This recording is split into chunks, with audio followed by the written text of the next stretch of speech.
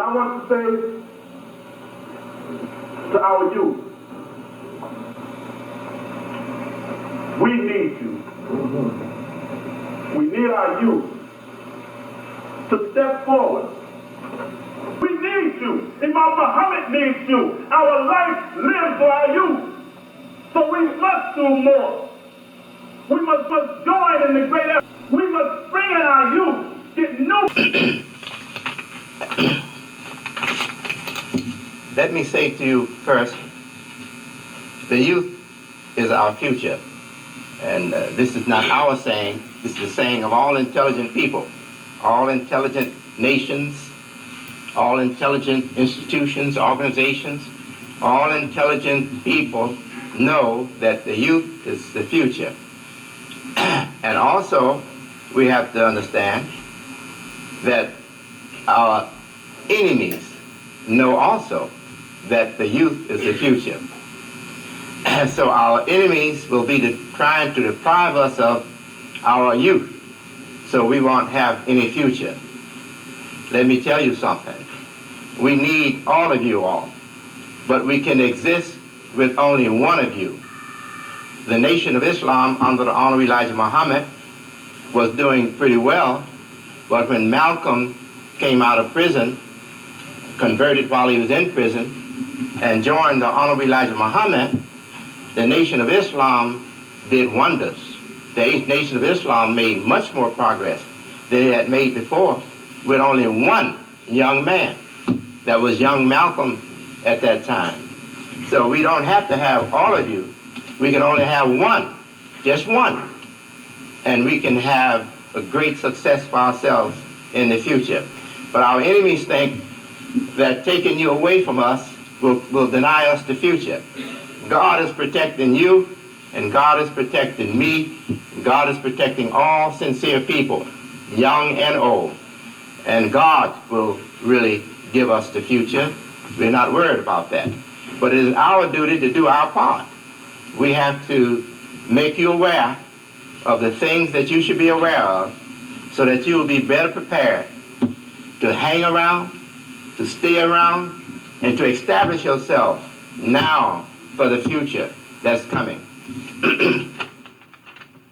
The convention, you know, I'm sure, is going well. There is more hope and more enthusiasm in the spirit of this convention than there has been in any other before it. Each year it has gotten better and better. So we expect that the youth will come away from this convention after Sunday, after tomorrow, with a better spirit and a better feeling that the convention has a place for you and that it's worth your time that you spend to come here and to be with this convention. And you will be coming back or wanting to come back next year.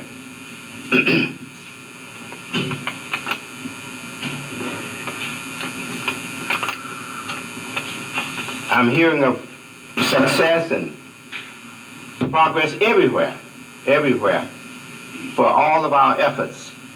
We want every convention to accommodate all of our important interests. Our interests, you know, is first the religion. Its message, or we call dawah, presenting the religion in the right way. We think of presenting it to non-Muslims, but we have to understand that most Muslims do not know the truth about Islam. Most Muslims don't know the truth about Islam. Muslims are sometimes more ignorant of their own religion than many Christians are. Because there are many Christians, especially during recent times, since 9/11, but also since the Gulf War. Many Christians have started to have curiosity and want to know about Islam, about Muslims and Islam. So I'm meeting with a lot of organizations, or part really of several organizations that are Christian, and mostly Christian. And they are for the good future of mankind. They are for peace. They are for religious tolerance. They are for resolving conflict so there'll be less violence in the world, etc. I'm meeting with them. I'm a part of that. And I'm hearing from them information on Muslims and Islam that tells me a lot of them are more educated in our religion than a lot of our imams and religious leaders. They're more educated, and it's because I think they realize that it's serious. It's serious. I believe I'm more educated in Christianity than most preachers. I really do. I feel convinced that I'm more educated in Christianity than most Christian preachers, ministers. And that's because I made it my business to study their religion, to study the Bible and to study their religion.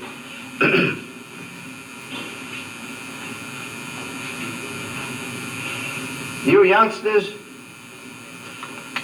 you are our future, I repeat that. If that registers on your heart, we don't have to worry about you. You may not be the front runner, but we know we won't have to worry about you, because wherever you are, you may not even have a role in the community. Your career may be outside. But wherever you are, we know you will be having Islam in your heart, you'll be having your community in your heart, and you'll be living a life that we'd be proud of if we saw it. You'll be representing the best as a Muslim. And that is contribution to your Muslim American society. That is great contribution to your Muslim American society. I thank Allah we haven't lost any of our children to the world. All of them identify with Islam. All of them identify with what we are all about. That's from the first, Layla, our oldest child, to the last, Muhammad Shakir, who is somewhere here right now. I don't know where he is, but he's somewhere here. He slept here last night. I didn't, but he did. Yes. And I thank God for that. How have that happened? Because I and the mother, we don't try to dominate our children. We don't try to force our opinions on our children. We don't try to force our dream, our hope for our children on them. We just ask for them at least be decent, be a good person, and be happy to be a Muslim. That's all we want from them.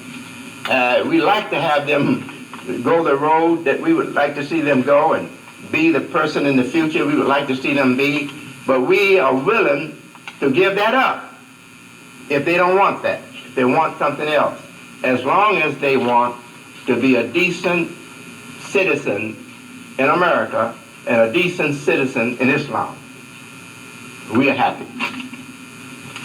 And for that reason, we still have them, and we have most of them working for this community. Most of them are working for this community, in this community.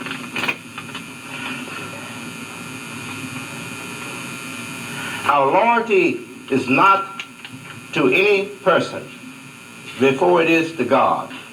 Our loyalty is to God. Believers worship God, not individuals. Real believers worship God, not individuals. A lot of people by habit, they worship individuals. They worship the more popular person in the leadership. If that's me, they worship me. If that's somebody else, some other leader among us, they worship him. Or her, because we have leaders, females and males. This is not for a believer. A believer is never to worship a person. A believer is always to worship only God. We are only God's worshipers. And worshiper is abd. Literally, the word meant a slave. in the time before Muhammad the prophet. When he was given revelation from God, the word slave came in Revelation, and it gave a new meaning to slave. It means worshiper. It means servant of God. It means worshiper, abd. The plural of abd, and I'm sure most of you all know what plural and singular is in grammar. The plural of abd is ibad. And Allah says, Ya ibadi. God says to us in Quran, Ya ibadi. Speaking to all human beings. He says, oh my worshippers. Again, before the revelation of Quran, that expression would have meant in the ears of the public, oh my slaves.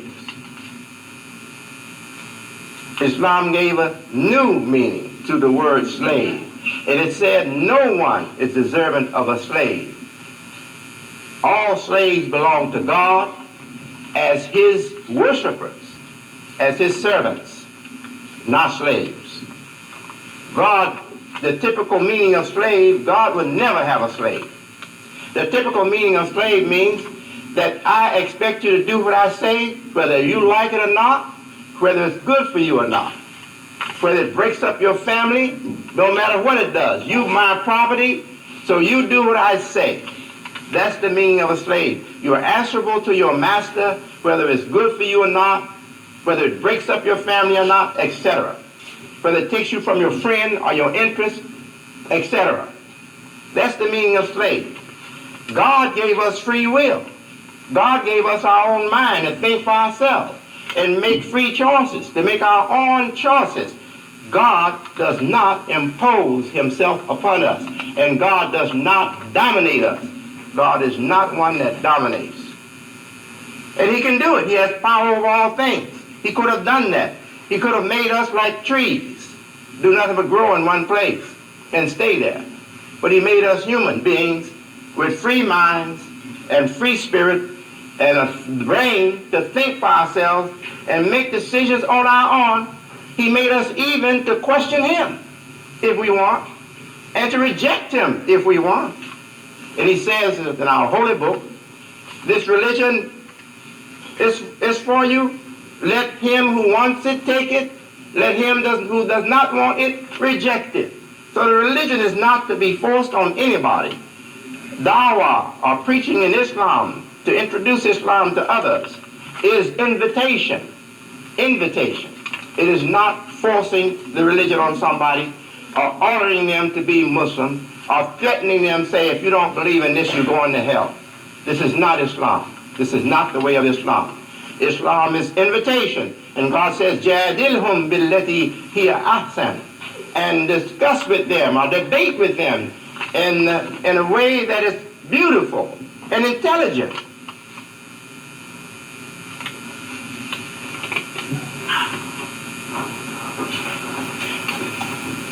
The first point here is that our loyalty is to God.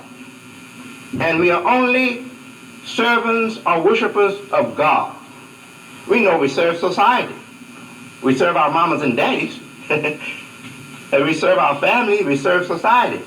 But when it comes to who has authority over our service, it is not mama, it's not daddy, it's not the President of the United States, it's God Almighty if we really understand our religion.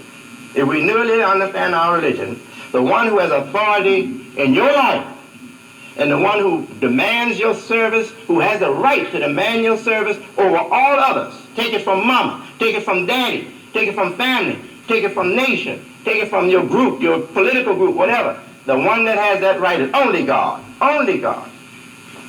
Then our allegiance is firstly to God. Our allegiance is firstly to God, not to the United States of America. Our allegiance is firstly to God. But thank God, America was founded by thinkers, political thinkers, that wanted the nation to itself to be under God. And that's being questioned, that's being challenged now. There are groups in America challenging that. They're saying that this is a violation of church and state. This is a contradiction. So they're challenging it now. But I don't think they're going to succeed. I think they're going to be defeated. And we don't have to defeat them. Others will defeat them. Christians will defeat them. But we will do our part too. We'll be watching it too. And we'll be doing our part too. One nation under God. That's the expression. One nation under God. So thank God that we are in a country that recognizes God as the authority over it. So we can feel comfortable saying that our allegiance is first to God. That the authority, divine authority, or the authority of the Creator of all of us, the Creator of heavens and earth. Allegiance is to God. Our loyalty is to God. Let's be aware of citizens' ignorance. Community. Citizens in community. Ignorance. Which ignores thieves. They're just thieving and stealing all the time. And we in the spirit just see it and overlook it as though it's something natural. What kind of thieves? Thieves stealing money, dollars, bread? No. Thieves who steal attention, to have attention on them, that they don't get unless they steal it. Be aware of those who are giving, as Quran says, quote, word, flowery speeches. Flowery speeches.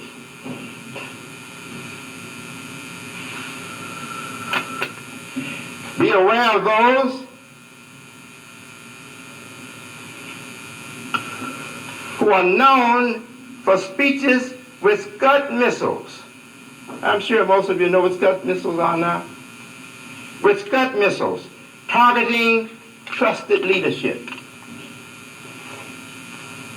They don't want you to trust the good leadership.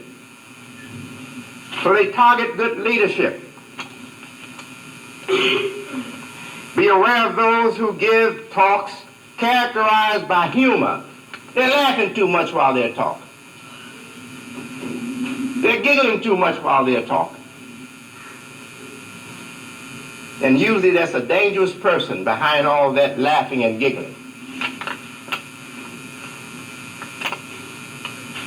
They use humor as warfare. Be aware of those whose speech is characterized by sweet, bittersweet innuendos, sneaky insinuations directed at a good person that they want to undermine so they can get the attention that you're giving that good person.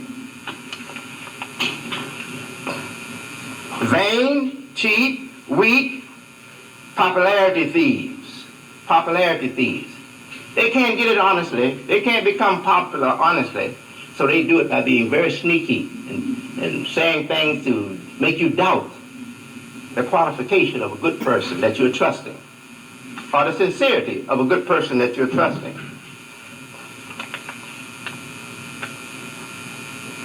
We don't want to waste too much time on them. They don't deserve it.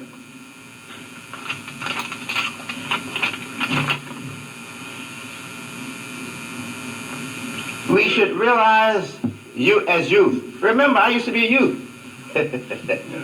All of us used to be young.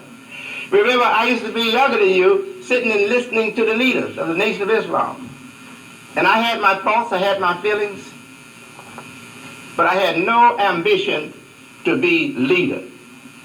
I had no desire to be anybody's boss. I had no desire to influence anybody's life to make it like I want it. No. I didn't have it then, and I don't have it now. Thank God. I thank God. Now I know as a spiritual man, as a man who is deeply spiritual, now I know the value of being such a person. So I thank God that I was such a child, and I thank God that I'm still such a person. But let us not underestimate the seriousness of our life as Muslims and our unity that we're working for as Muslim American Society members. Let us not underestimate the seriousness of that. We come from the Honorable Elijah Muhammad's group that he pulled together. He pulled those people together. And I was his son in the family. Naturally, I was there. I was one of them that he brought to be united with Muslims under the name the Lost Foundation of Islam, or the Holy Temples of Islam. Long ago, it seems to me now, but it wasn't so long ago. Let's be aware of the importance of our connection with that. It was something that got to be very popular. We know the problems it had with this society, with Christians, with white folks, etc. But even white folks recognize a lot of good that was in it.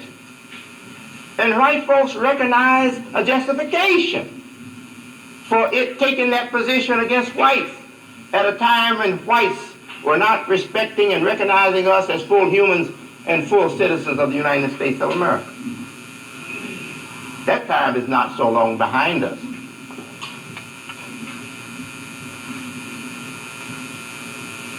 I'm going to give you a quote. Quote, "The most significant black man in America, Elijah Muhammad, Reader's Digest, said that." This was around 1965, I believe, or so. I didn't look it up to give you all the information on it. I just wanted to remember the words and share these words with you. Reader's Digest, one of the most credible magazines in the United States, are published by Americans, highly respected magazine, a magazine that keeps current. It addresses most of the important concerns and issues of the time and recognize what is big news in America.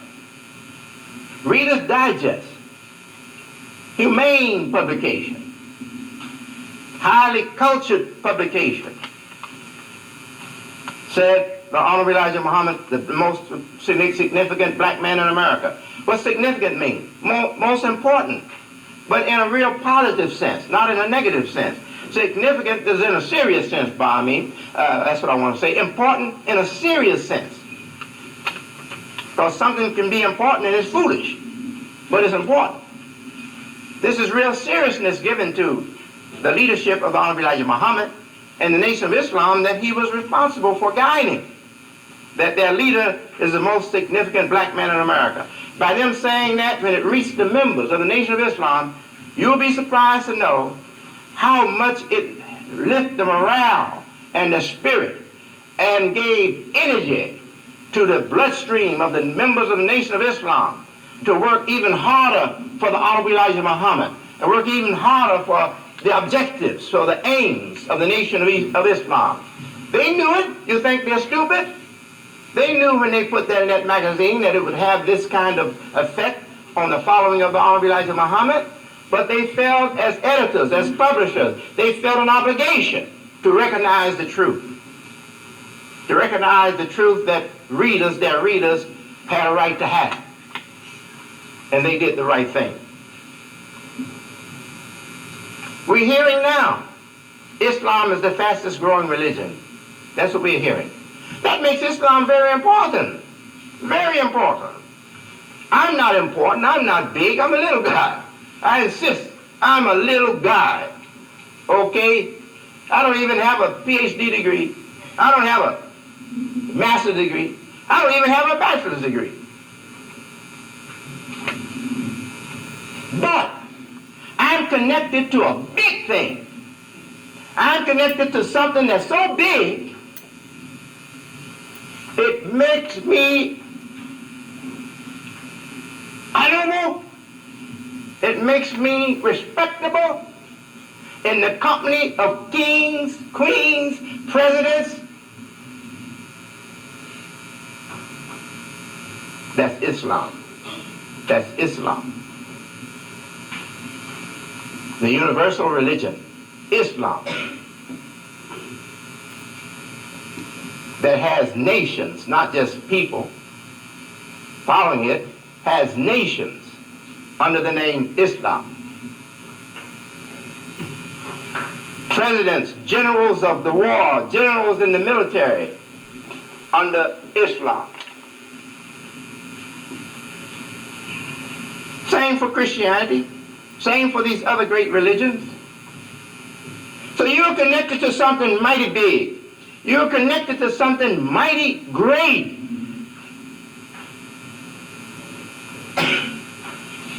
All right?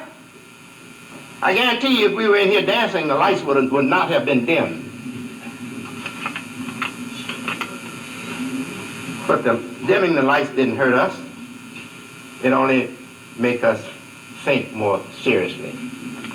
It only gets our attention more when they dim the lights. If they turn the lights out completely, we'll even be more attentive than we are now. Because something is saying, and something is in the way. So when something is in the way of your muscle, you're trying to push something, your muscle gets stronger. Something in the way of your attention gets stronger. See, they don't know the psychology like I do. Opposition works well for us. We invite it. All right. Now, knowing this seriousness and knowing how important little people like us are now made because we are connected up with Islam, I continue. All at our gatherings are not innocent. All at the gatherings with Muhammad the Prophet, prayers and peace be upon him, were not innocent. They were not there for good. Wherever believers meet, imposters are there. What is an imposter? Be like I was. I come from a home environment of uneducated parents, but sincere, intelligent parents, decent, and parents of great character. And they made me want to speak English correctly. If I use a word that you don't know, you shouldn't just hear it. And not only me, when you hear a word in your environment that you don't know, make note of it and look it up. So your vocabulary, your command of the language and words grows. If you don't know what imposter means, don't sit there and not note it down. Write imposter, the best way you could spell it. And go to the dictionary when you go back home or when you can. Look the word up so you will know it. Imposter means a fake. A person that's among you but not true to the picture of himself or herself that she or he is presenting. They present themselves as one of you, but they are not one of you. They are lying with the way they're presenting themselves. They're lying with their speech. They're lying with their smile. They're lying with their actions. They're lying with all of their expressions. They are deceivers. They are your enemies among you. So if the prophet had these people, don't you know we got them? Elijah Muhammad had them. Don't you know we got them? Mr. Farad, his teacher that they called God. We called God. I call God. They called God in the person, in the flesh. He had them. My father told me once, he said, it was not only me. I just happened to be there in the house. There were others there, other members of the family, maybe even non-members. I can't recall right now. Anyway, he said, yes, I now recall there were non-members too of the family there. It was on Sunday. And he said at the dining table, he said, there was once a man who interrupted Mr. Farad, the savior of the Nation of Islam, interrupted him while he was speaking. See, he was a big, tall, heavy black man. See, he was very black-skinned and had big, I'm just giving you the words of description. I didn't make this description. Had big black lips, purple black lips, with bright red in the middle, in the center of his lips.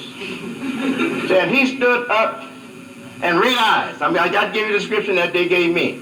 And red eyes. And he stood up and he said, you say that God is a black man. But you're not black, I'm black. How come you don't let a black man be the leader? And my father said, Mr. Farad, the FOI was there. They started out with the FOI. The FOI started when the movement started. The FOI, everything started together. They started, the first day they started preaching, they had FOI, MDT, they had all that. Guards and everything. My father said, Mr. Farad did not even respond to him. I'm saying Mr. Farad. My father didn't say Mr. Farad. He said, our Savior. Mr. Farad did not respond to this big black man. And he refused to let the guards throw him out. I, as a young man, young minister, I was sitting at the table once with my father. And one of his so-called representatives, well, he did preach for Elijah Muhammad. He challenged the Honorable Elijah Muhammad. He said, you got yours, when are we going to get ours? The Honorable Elijah Muhammad did not respond to him. I was in the basement of our house. My father had just bought a new house. We were living in a cheap frame house, wood frame house, on 6116 Michigan, south side of Chicago. We moved into the more affluent neighborhood, 4847 Woodlawn, in the area of University of Chicago. Nice big house they call mansion, and it was a mansion. It was a mansion, and a minister from the Nation of Islam asked to see it. He lived on the East Coast. My father welcomed him to come see his house. We really had not got completely settled there. So it was a habit of the boys, if there was the oldest boy present at the house would stay with my father if there was someone not of the family with him. And that was expected of us. My father and mother trained us like that. So I'm a little boy, I couldn't do anything. I don't think I was more than maybe about 13 years old. And I'm walking around with my father, walking around with him, and he said to my father, this is real nice, dear Holy Apostle. When are we going to get ours? And my father did not respond to him. I said several times, speaking, that I got people I know that are working to undermine me. They're right around me. They're working to discredit me. They're not working to destroy me because they know my staying around is their existence right now. Without me, they wouldn't be around either. But they're hoping when I die, they can become the leader, so they don't want you to like me too much because they're going to knock me down. They're going to be ready to knock me down and put themselves up higher after I'm dead. That's what they think. That's what they plan. So I said, I know I got people all around me that's not with me, but I keep them around me. I keep them around me. Why? Because they can make a contribution. If they're making a contribution, they're helping what we're doing, they're contributing to this work. I don't care what they care about me personally. They don't have to like me.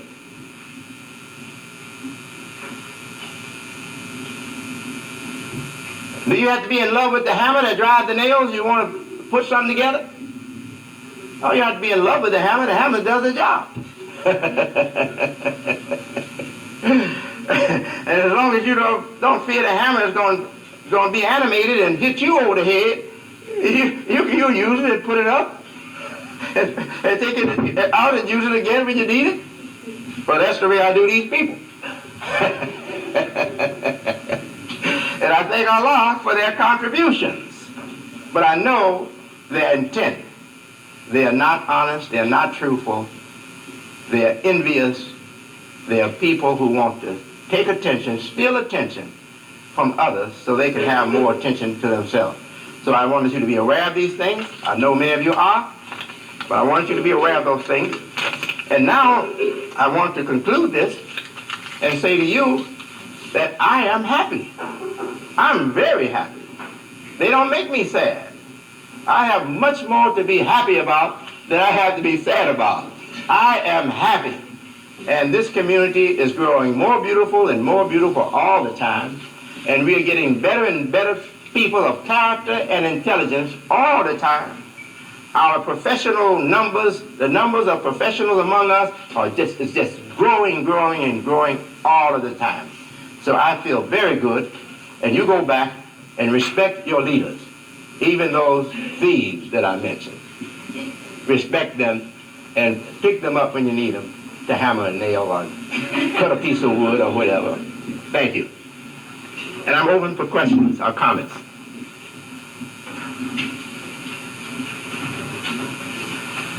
Yes, I wish you'd come here to make your question, to give your question or make your comment. Come up here so we all will hear you. Come up here.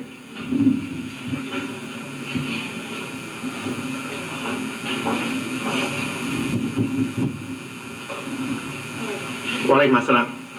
Which mic is one that carries the voice? Here, come here.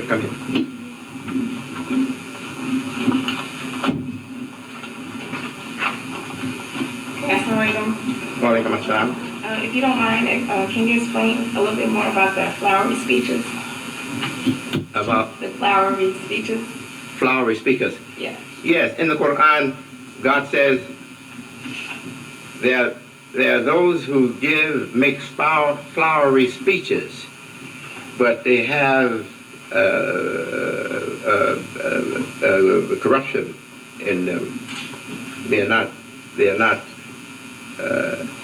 people that mean well.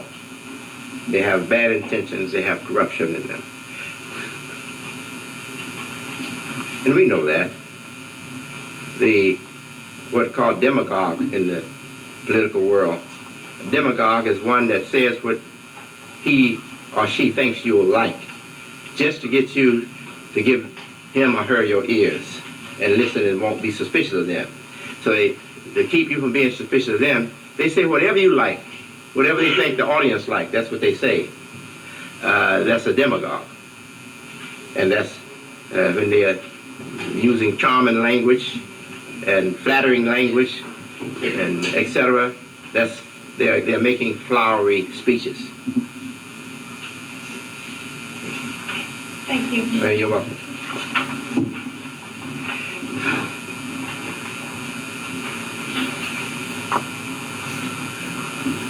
Yes, sir.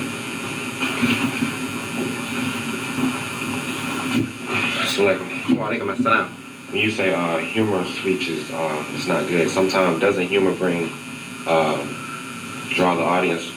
Yes. Next time you listen to me with your right ear also. You listen only with the left ear this time. You should have been listening with that ear too. I did not say that. I did not say that humor is bad. Thank you.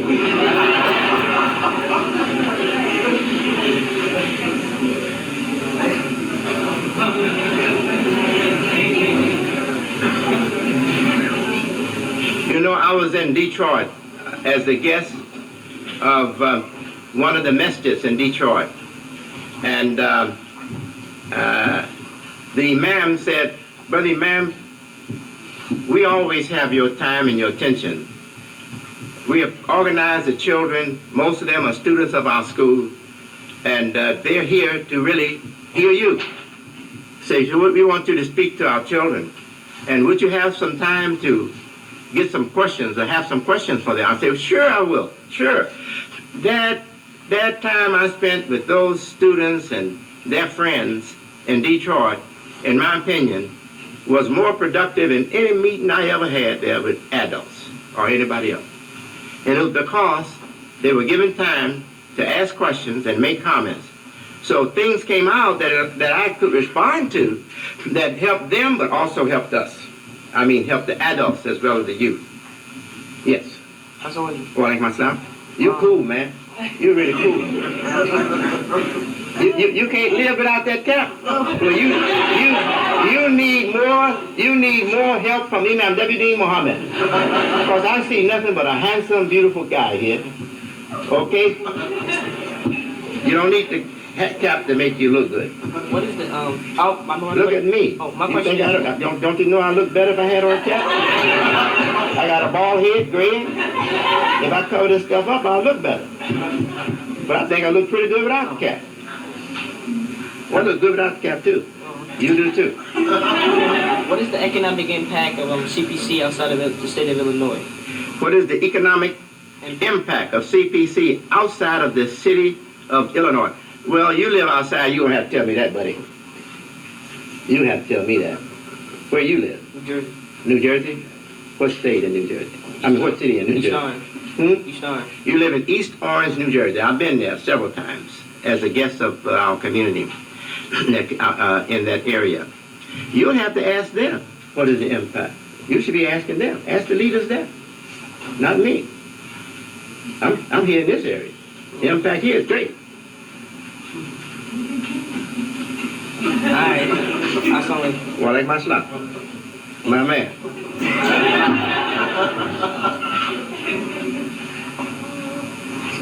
Walaikum assalam. When you said that God gave us a choice, not forcing us to be a Muslim, can you explain more to that? What you said? They are not hearing you good enough, so repeat it. You said that God. You said that God gives us a choice, not forcing us to be a Muslim. Would you explain more of that to me? God gives us the choice. God gives us our own mind. God made us to think on our own. And we can think any way we want. Okay? Right now, if the police was here, and the police said, you have to agree with everything Imam David Muhammad said, young man. And maybe you're afraid of police, okay? But the police don't know what you're thinking, does it? You could be saying, I don't believe not a word that stupid, bald-headed Imam. Right? You could be saying that in your mind, right? God made you free like that. So you can have your own free choices. God wants us to earn the good life by the use of our own intelligence and good nature. He's not going to make us do it. He's not going to force us to do it. And that includes Islam too. Thank you. Allah be with you.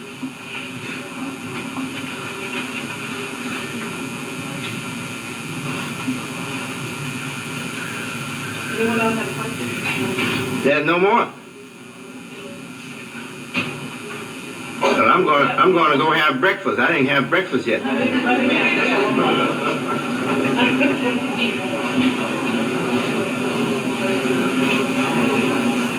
Okay. Welcome. Come right up front here and take the mic. Walaikum assalam. I wanted to ask you, why is it so important to study Christianity? It's not important to study Christianity if you're not going to be a leader for Islam, for Muslims. But if you're going to be a leader for Muslims in a Christian society and in a world that has been really kind of shaped by Christians more than by Muslims or any other religion, it's very important for us as leaders representing Islam to know much about Christianity. So we'll respect it more, so we'll know how to deal with the people. If I don't know your thinking, if I don't know what's influencing you to be the way you are, to even and respond to me the way you do, then I'm in the dark when I'm dealing with you. Especially if I want to get you to respect me. If I want to have you respect my religion and me, then I should also know your religion so I can respect your religion and you. For reading the Bible and thing, if you try to read it and you can't really get into it because you can't understand what they, like, the context of it. So how do you go about trying to understand it better? When you try to talk to people of Christianity and things like that, and they explain it to you from a biased point of view. Yeah. Well, what you have difficulty with, and you don't see yourself having success with it, put it down. Stay away from it. Let others do it. Like Imam David Muhammad. Okay. Allah be with you. You too, bro. Walaikum assalam.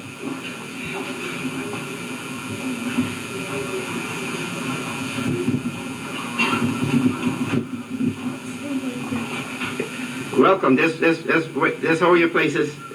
Yes. I got accepted into your youth ministry, the correspondence program. And Yes. I wanted to know if y'all have made any kind of progress with that and when we'll be hearing about it. Yes.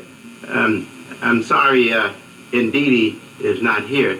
She's been working with me since we started, with us since we started. I wish she was here to respond to your question. We are getting close to having the study. In fact, we are transcribing, and we have some sessions, some study sessions or lessons already transcribed. We are making progress. We are making progress.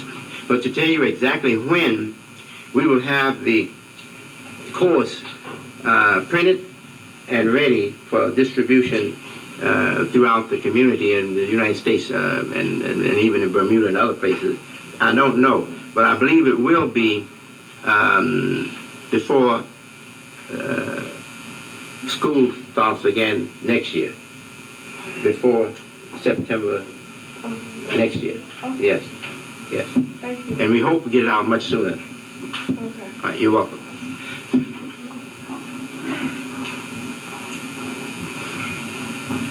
So, Walaikum assalam.